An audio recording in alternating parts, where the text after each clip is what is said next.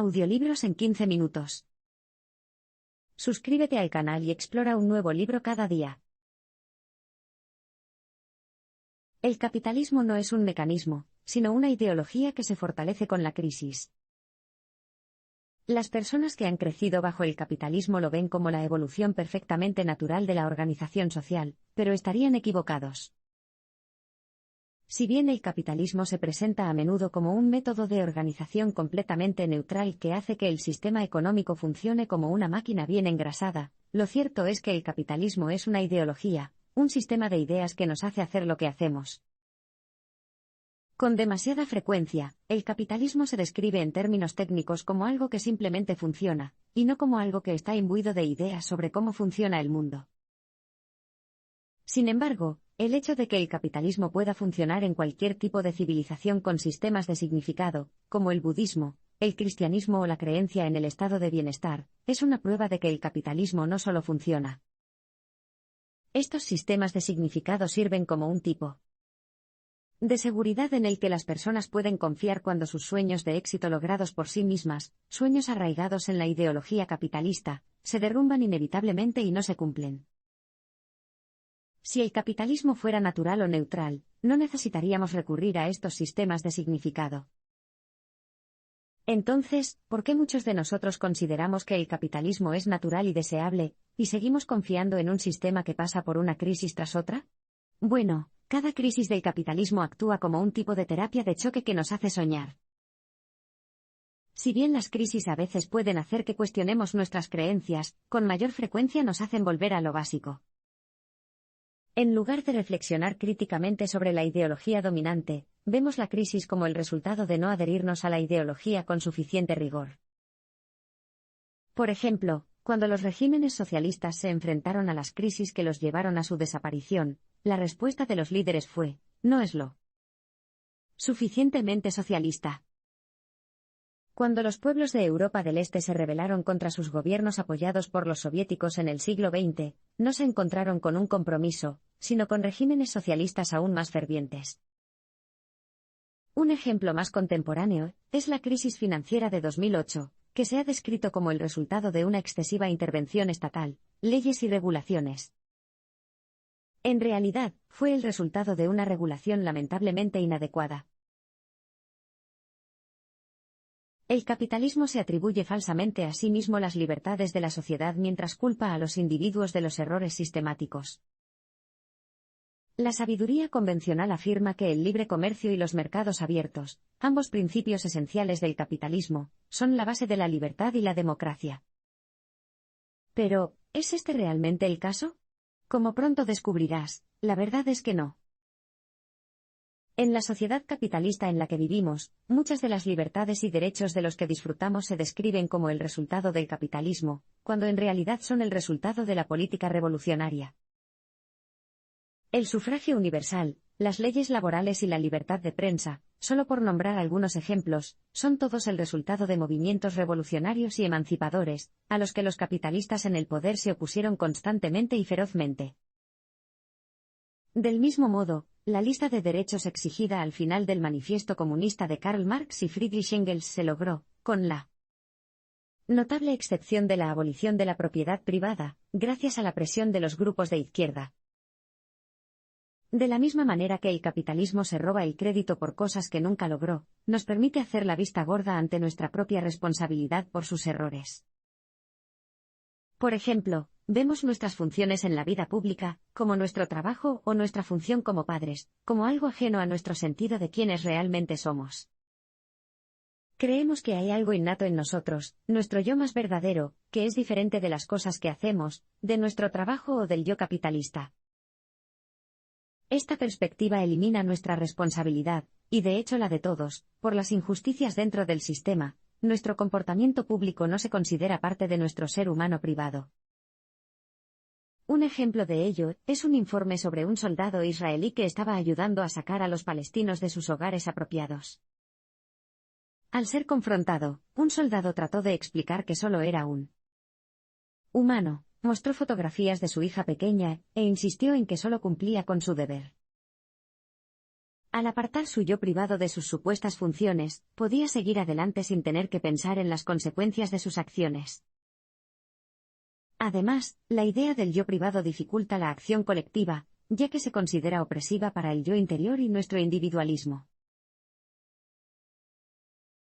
El capitalismo ha entrado en una nueva fase que puede concebirse erróneamente como igualitaria. A pesar de ofrecer algunas perspectivas esperanzadoras, las libertades que hemos logrado a pesar del capitalismo no han logrado establecer una sociedad igualitaria. El capitalismo ha llegado a una nueva etapa con estructuras jerárquicas menos definidas que en el pasado. Desde la década de 1970, el capitalismo se ha alejado de una estructura organizativa en la que el jefe de arriba controlaba todo lo que estaba abajo. En cambio, el trabajo moderno se organiza en equipos y proyectos, que a primera vista parecen constituir una distribución del poder más igualitaria e igualitaria. Pero esta estructura solo sirve para ocultar el hecho de que todavía hay alguien en la cima de la escala, como el director ejecutivo o el jefe de departamento, incluso si el resto de la organización no sigue el modelo capitalista clásico. En esta etapa del capitalismo, no ha habido un cambio real en el poder, más bien, simplemente tenemos permiso de quienes tienen el poder para hacer cosas nuevas. Los permisos son diferentes a los derechos, en el sentido de que los permisos pueden seguir siendo revocados por quienes tienen el derecho a hacerlo, es decir, por quienes tienen el poder. Podemos ver esto en los sistemas colaborativos y participativos de organización laboral, en los que los trabajadores tienen permiso para participar en la toma de decisiones, pero nunca tienen la última palabra. En cambio, ese poder aún recae en el jefe, quien toma las decisiones en última instancia. Del mismo modo, las personas LGBT, las minorías y otros grupos marginados han obtenido más permisos en la historia reciente, como la legitimación del matrimonio entre personas del mismo sexo, sin haber alcanzado ningún poder real. Por ejemplo, cuando se revocó la Proposición 8, la ley que aprobaba los matrimonios entre personas del mismo sexo en California, quedó claro que extender el derecho a contraer matrimonio a las parejas del mismo sexo todavía no había dado a las parejas del mismo sexo el poder de ejercer realmente ese derecho. El resultado ha sido una sociedad que se percibe como más igualitaria, pero que no ha sufrido ninguna reestructuración real de la asignación del poder. La ideología oculta del capitalismo desvía la atención de nuestros verdaderos enemigos. ¿Y si los conflictos en todo el mundo no fueran realmente los verdaderos conflictos que están en la raíz de los problemas globales? En el capitalismo, nos aferramos a fetiches ideológicos que ocultan las crudas verdades detrás de otras ideas. En el uso moderno, la palabra fetiche evoca pensamientos de actividades sexuales extrañas. Sin embargo, el significado más antiguo de la palabra es simplemente un objeto al que se le ha dado un mayor valor o calidad. Por ejemplo, cuando la abuela de una persona muere, puede quedarse con un objeto que esté relacionado de alguna manera con la persona fallecida, como un libro o una joya, a través del cual su abuela pueda seguir viviendo. El budismo occidental ofrece un ejemplo perfecto de fetiche ideológico. El budismo nos permite participar en la frenética y acelerada sociedad capitalista que nos rodea y, al mismo tiempo, mantener la mentira de la atención plena y la paz interior. Los fetiches también se pueden utilizar para encubrir conflictos reales al actuar como un conducto para las frustraciones de las personas. Para los antisemitas, el fetiche es el judío, a quien se presenta como una fuerza casi mítica que gobierna el mundo. Este fetiche, que en este caso asume el papel de chivo expiatorio, oculta un problema muy real, a saber, el conflicto de clases entre los capitalistas y el resto de la sociedad.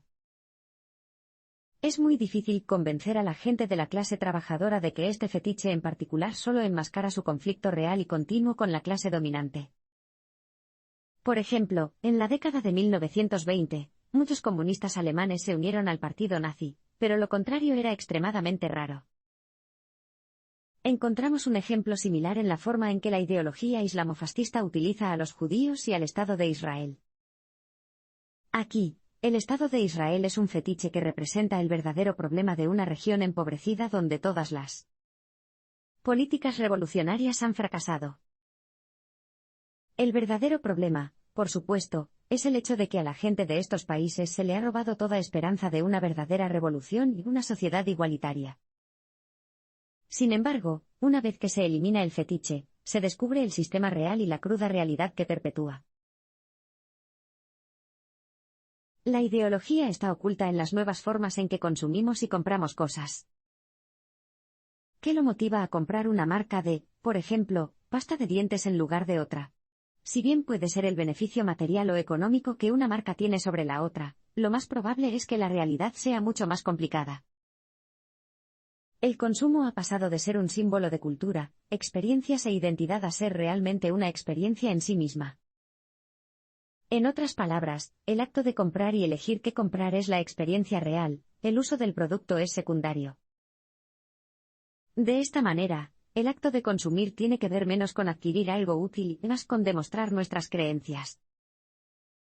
Tomemos una campaña publicitaria de Starbucks, por ejemplo, en la que se describía su café como ecológico y bueno para los trabajadores del campo. El lema era café ético. Por supuesto, este eslogan minimiza el hecho de que Starbucks es una enorme corporación capitalista, diseñada para acumular riqueza para sus propietarios capitalistas y no para las personas que trabajan para ellos, y menos aún para las pobres personas que recogen los granos de café. Cuando compramos el café ético de Starbucks, en realidad estamos comprando una experiencia, la experiencia de tomar una decisión ética aparentemente positiva. Podemos comprar café en cualquier lugar, pero Starbucks nos brinda la oportunidad de tener la experiencia de hacer algo bueno, incluso si el impacto político de nuestra acción es insignificante. Pero el consumo no se basa solo en la satisfacción interna de las experiencias positivas. También emana hacia afuera, ya que nuestras decisiones de consumo muestran a las personas quiénes somos. Cuando las empresas nos preguntan qué queremos de ellas, en realidad nos preguntan quiénes somos o quiénes queremos ser. Respondemos comprando productos o marcas que demuestren cómo nos percibimos a nosotros mismos y queremos que los demás nos perciban. Esta búsqueda de experiencias auténticas transforma el consumo en una forma de encontrar sentido a nuestra existencia. Cuando consumimos alimentos orgánicos, por ejemplo, no es solo por el sabor, sino que es una expresión de lo que somos, personas solidarias y conscientes del medio ambiente. Una renovación de la idea comunista es el único remedio real para la ideología capitalista. ¿Qué te viene a la mente cuando escuchas la palabra comunismo? Para la mayoría de las personas, la palabra evoca las atrocidades cometidas por Joseph Stalin u otros líderes comunistas. Pero, ¿podría haber alguna vez una alternativa comunista viable al sistema capitalista? Si este es el caso, como cree el autor, hay que repensar el comunismo desde cero para sentar las bases de la acción colectiva. El propio Vladimir Lenin escribió que las únicas versiones viables del comunismo comienzan desde el principio, en lugar de tratar de basarse en los sistemas que las precedieron. De esta manera, una revolución igualitaria no es un movimiento de cambio gradual, sino que parte repetidamente de cero para ser mejor que los intentos anteriores. El filósofo Alain Badiou llama a este enfoque la hipótesis comunista. Según Badiou, vale la pena perseguir la idea del comunismo, pero el enfoque histórico en la expropiación de propiedades por parte del Estado, así como en otras implementaciones del comunismo, podría estar fuera de lugar. Sin embargo, el motor fundamental detrás del comunismo es la acción colectiva, sin la cual no hay posibilidad de una sociedad mejor e igualitaria. La cuestión de cómo nos relacionamos con la propiedad, y la propiedad es lo que hace que el comunismo sea único y, en última instancia, el único medio real de lograr una sociedad igualitaria. Mientras que el capitalismo es el apoyo, y la defensa de la propiedad privada y el socialismo la propiedad estatal, el comunismo cuestiona la idea misma de propiedad en cualquier forma. Esta es una idea crucial, ya que hay algunas cosas que probablemente todos estemos de acuerdo en que nadie debería poseer debido a su importancia para la supervivencia. Por ejemplo, la mayoría de la gente estaría de acuerdo en que el aire que respiramos no debería ser una mercancía. La cuestión de la propiedad se centra cuando analizamos los problemas del mundo actual. Los siguientes parpadeos revelarán exactamente cómo. El mundo actual contiene 4 grandes antagonismos, 3 de los cuales se refieren a la cultura, el medio ambiente y la humanidad. Entonces, ¿qué problemas de nuestro mundo capitalista actúan como antagonismos, campos de batalla y campos de resistencia esenciales, a los que el comunismo está mejor posicionado para responder? Los tres primeros antagonismos del mundo actual giran en torno a nuestra supervivencia. Todos ellos involucran los recursos compartidos, o bienes comunes, de nuestras sociedades. Los primeros, los bienes comunes de la cultura, son cosas como el idioma, los medios de comunicación y la educación, así como la infraestructura compartida. Hoy en día, estos bienes culturales están privatizados bajo la bandera de la propiedad intelectual, que restringe el acceso a la cultura. El segundo son los bienes comunes de la naturaleza externa, es decir, nuestro hábitat natural.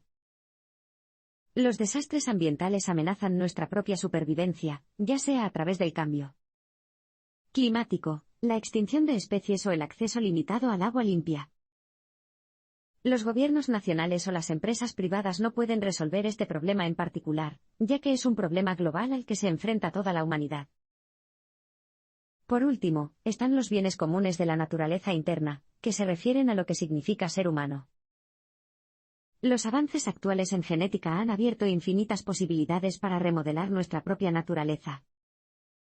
Imagínese lo que podría pasar si un Estado o una empresa fueran los únicos propietarios de dicha tecnología. Estos antagonismos crean la necesidad de una nueva organización global. Si no se gestionan de una manera que sea buena para todas las personas, corremos el riesgo de destruir los recursos del planeta, y de obligarnos a mejorarnos genéticamente para hacer frente a la situación, al tiempo que consumimos cultura, para mantener una apariencia de humanidad. Y adivine quién se beneficiará en última instancia de estas modificaciones y del consumo cultural, que son necesarios por los mismos estragos que causaron. Sí. Lo tienes, capitalistas. Pero incluso si abordamos estos tres antagonismos, no avanzaremos hacia una sociedad equitativa y funcional sin analizar el cuarto, que analizaremos en un abrir y cerrar de ojos. El conflicto entre los incluidos y los excluidos está en el centro de la necesidad del comunismo. Mientras que los tres antagonismos anteriores se centran en la supervivencia de la raza humana, el cuarto es la división entre los incluidos y los excluidos. Este antagonismo es lo más crucial, y también el que requiere una forma de pensar radicalmente nueva. Los excluidos comprenden a todos aquellos que no tienen un lugar en el orden social y, por lo tanto, están excluidos de la toma de decisiones. Este grupo forma una parte de la nada, su lugar es precisamente el de no tener cabida en la esfera pública del debate. Sin embargo, una vez que están incluidos en la sociedad, dejan de ser los excluidos. Un buen ejemplo son los inmigrantes sin papeles. Son realmente una parte de la nada, ya que legalmente no pertenecen a ningún país. Mientras estén en esta posición, esencialmente no tienen ningún derecho. Una vez que obtienen los documentos y finalmente se les otorga la ciudadanía, dejan de ser excluidos y luego son incluidos. Una vez incluido, el inmigrante sin papeles prácticamente desaparece. Por lo tanto, los inmigrantes sin papeles quedan excluidos del grupo gobernante o simplemente dejan de existir en la sociedad. El proletariado, o la clase obrera, está igualmente excluido del proceso sociopolítico. Los que quieren una democracia liberal abierta tratan de atraer tantas voces de los excluidos como puedan. Sin embargo, tan pronto como el proletariado entra en el proceso de toma de decisiones políticas, deja de ser excluido, deja de ser proletario y pasa a formar parte de la misma maquinaria política opresiva que lo oprimió desde el principio. La solución del comunismo es priorizar la perspectiva de los excluidos en lugar de la de los incluidos. En lugar de promulgar reformas que traten de incluir al mayor número posible de personas, trata de transformar la sociedad para que se adapte a las necesidades de los excluidos, convirtiéndolos en la base de la política. Al dar poder político a los grupos más marginados de la sociedad, las distinciones institucionales entre excluidos e incluidos comienzan a desaparecer. Las fuerzas que parecen oponerse al capitalismo no darán como resultado una sociedad igualitaria. Muchas personas descartan el comunismo como algo que pertenece al basurero de la historia. Después de todo, ¿no se ha demostrado ya que no funciona? Al contrario. De hecho, nunca ha existido una sociedad verdaderamente comunista.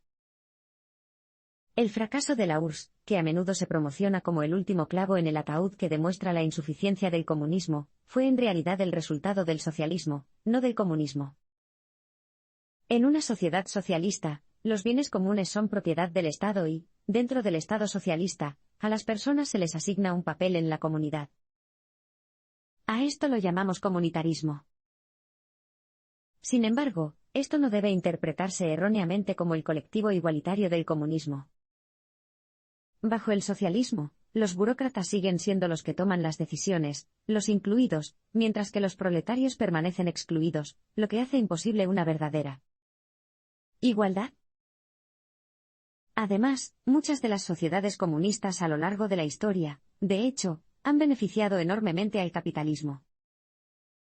Los modelos económicos empleados en Asia ofrecen un ejemplo perfecto. Lee Kuan Yew, el primer ministro de Singapur, introdujo el concepto de capitalismo con valores asiáticos, que desde entonces se ha convertido en el modelo de la economía china. Este tipo de sistema económico podría no parecerse al capitalismo a primera vista, ya que presenta una fuerte planificación por parte de las autoridades centrales y los regímenes totalitarios. La base de este modelo en China se logró mediante la terapia de choque extremo de la Revolución Cultural de Mao Zedong, durante la cual millones de personas fueron perseguidas, maltratadas e incluso asesinadas. En lugar de proporcionar un legado que desafía el capitalismo, allanó el camino para él. Como podemos ver, el capitalismo no conduce necesariamente a la democracia. Tanto Singapur como China son no democracias capitalistas, pero también totalitarias. A la larga, la única forma en que el capitalismo sobrevivirá es a través del socialismo de una forma u otra. Para evitar la revolución comunista que abolirá por completo la propiedad, los capitalistas necesitan apaciguar a la gente mediante programas gubernamentales sólidos. Estas pueden ocultarse, como es el caso del comunitarismo, o ser manifiestas, como la planificación estatal que se encuentra entre los capitalistas asiáticos.